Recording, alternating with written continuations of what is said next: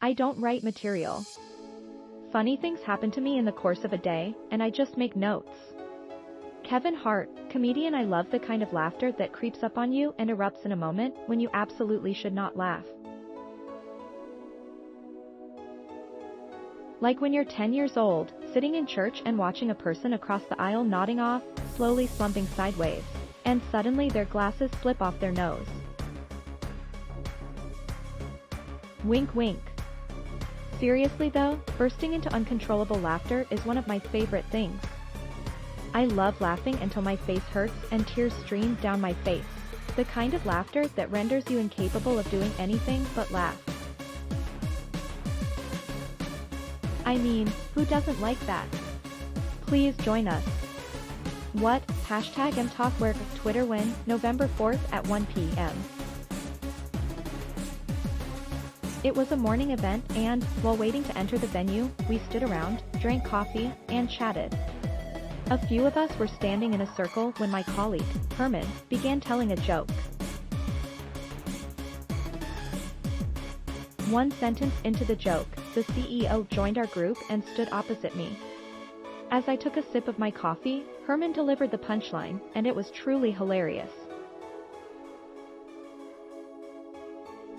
I instantly did a spit take.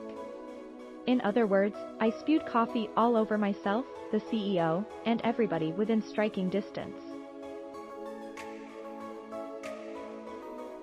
To make matters worse, I laugh snorted, and with coffee streaming out my nose and tears running down my cheeks, I tried to apologize.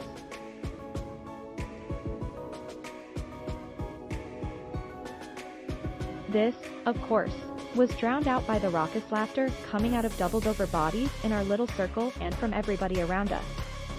We tried to clean up as best we could, but minutes later I appeared on stage to receive an award from the CEO.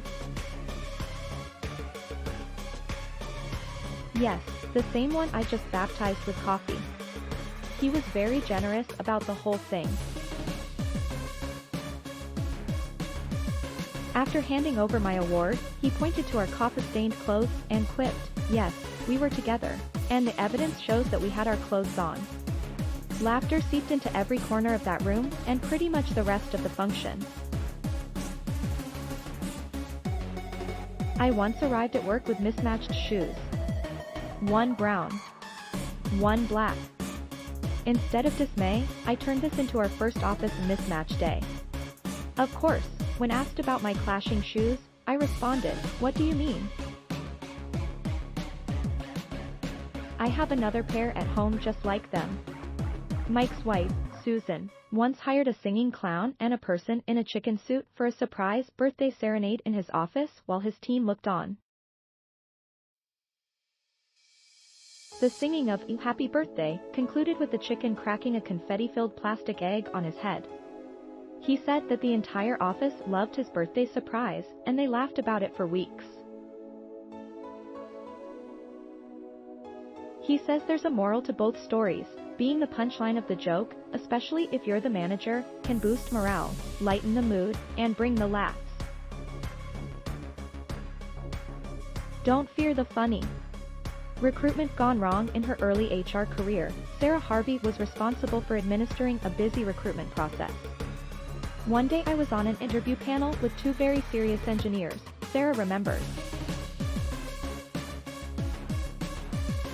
I collected the interviewee, Joe, from reception, chatting to him informally before showing him to the room and introducing him to the panel.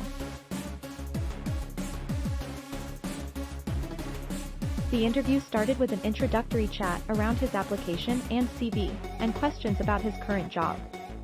As the questions and answers continued, the panel began to look more and more confused.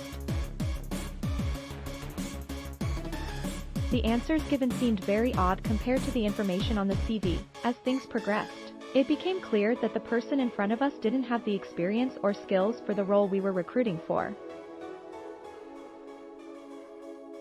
Thanks for watching. Please subscribe.